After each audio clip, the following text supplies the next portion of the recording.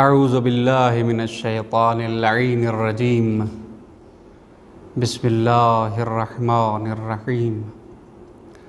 الحمد لأہلہ والصلاة والسلام علی اہلہا واللعنۃ الابدیۃ الدائمۃ علی اہلہا اما بعد فقد قال اللہ تبارک وتعالی فی قرآن المجید وفرقانہ الحمید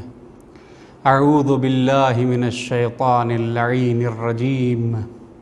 یا ایہا الذین آمنوا کتب علیکم الصیام کما کتب علی الذین من قبلکم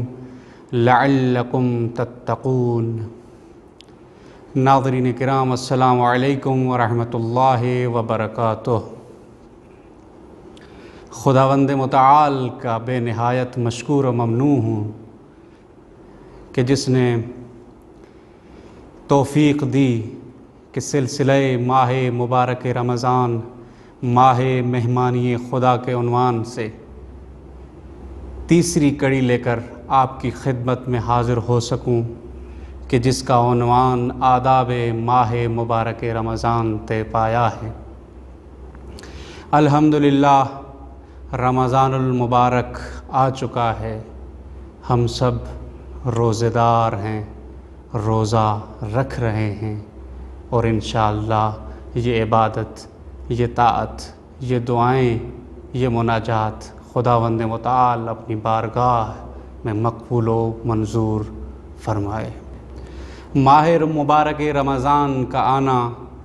ایک نعمت عظمیٰ ہے، ایک عظیم نعمت ہے کہ جس کا جتنا شکر ادا کیا جائے کم ہے۔ خدا نے اس مہینے میں ہمیں اپنی مہمانی کے لیے بلایا ہے، اپنا الہی دسترخوان بچھایا ہے، اپنی رحمتیں، برکتیں اور مغفرتیں اس مہینے میں ہم پر نازل فرمائی ہیں۔ خداوند متعال کی مہمانی اس معاشرے سے بالکل ہٹ کر ہے، کیونکہ یہاں پر روزہ رکھنا ہے، یعنی ہمیں ہر چیز سے، ہر اس چیز سے جو دنیاوی تعلق اور تعلقات کی بو دے، اس سے دوری اختیار کرنا ہے۔ دوسرے لفظوں میں یہ کہیں کہ خداوند متعال یہ فرماتے ہیں کہ تم میرے جیسے بنو، تم دنیا سے اپنا تعلق توڑو، میرے ہو جاؤ، نیکیاں انجام دو، برائیوں سے اجتناب کرو، اور اپنا روحانی اور معنوی رزق ہم سے مانگو۔ اس معاشرے کے حساب سے جب بھی ہم کسی دسترخوان پر جاتے ہیں تو ہم اس دسترخوان کی بنسبت اپنی آمادگی کرتے ہیں، تیاری کرتے ہیں، کہ ایسا نہ ہو کہ کوئی ایسا پل ہو کہ وہاں پہنچ کر ہمیں پشیمانی کے ہاتھ ملنا پڑ جائیں کہ کاش ہم اس سفرے پر، ہم اس الہی دسترخوان پر تیاری کر کے آتے اور اپنا معنوی رزق جو خداوند متعال نے مقرر اور معین کیا ہوا ہے وہ پورے کا پورا لے سکیں، یہاں تک کہ اپنے آپ سے ناپسندیدہ صفات دور رکھیں تاکہ خدا کے حضور حاضر ہو سکیں، دعوت ربانی کو لبیک کر سکیں، اپنے وجود کو اتنا تیار کر سکیں کہ وہ اس سفرے سے، وہ اس الہی دسترخوان سے ان نعمتوں کو سمیٹ سکے۔ اس دسترخوان کے لیے ضروری ہے کہ جسمانی آمادگی کے علاوہ اپنے روح کی اس طرح تعمیر کرے، اپنے ظاہر کی اس طرح تعمیر کرے، اپنے اندر کی اس طرح تعمیر کرے کہ ایسا نہ ہو کہ کل کے دن ہمیں اپنے مقررہ اور معین شدہ رزق سے ہاتھ دھونا پڑ جائے۔ تو یہاں پر ایک سوال نمودار ہوتا ہے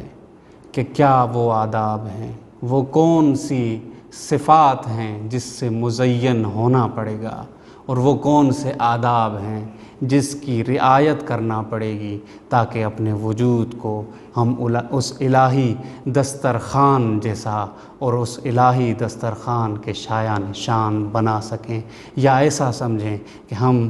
کس طرح اس قابل ہو سکتے ہیں کہ ہم خدائی دسترخوان پر حاضر ہونے کے بعد اپنا مقرر شدہ رزق معنوی حاصل کر سکیں۔ اسی ضمن میں امام العرفاء حضرت امیر کائنات امیر المؤمنین علیہ الصلاۃ والسلام فرماتے ہیں کہ عبادت کو اپنی مجبوری نہ سمجھیں، بلکہ روح کو ایسی تعمیر دیں،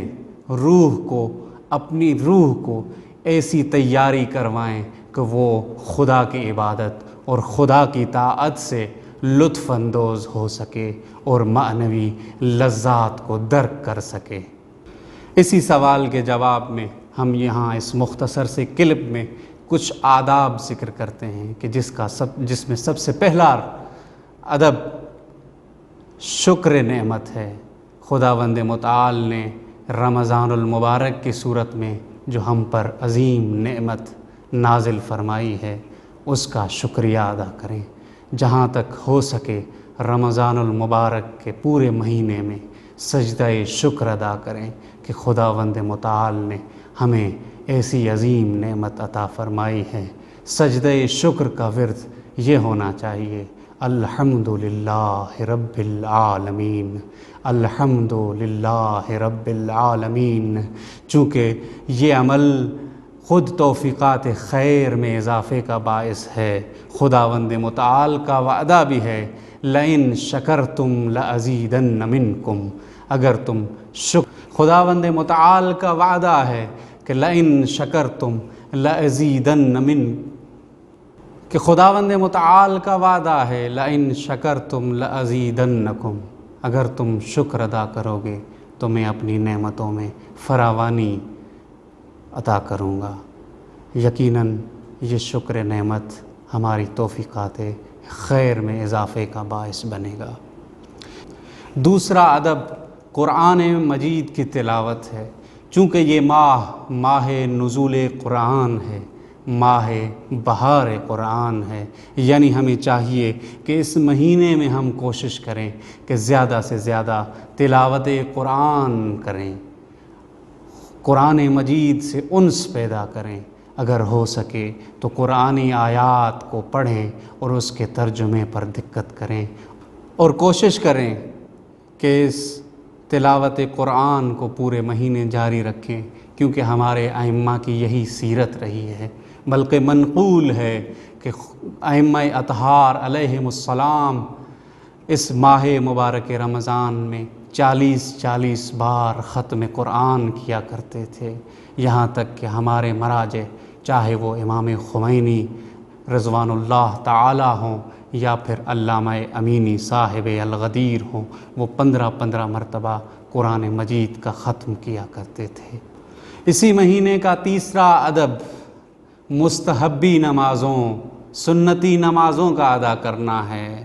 واجب نمازوں کے علاوہ اس ماہ مبارک رمضان کی راتوں میں مستحب نمازیں وارد ہوئی ہیں، جن کا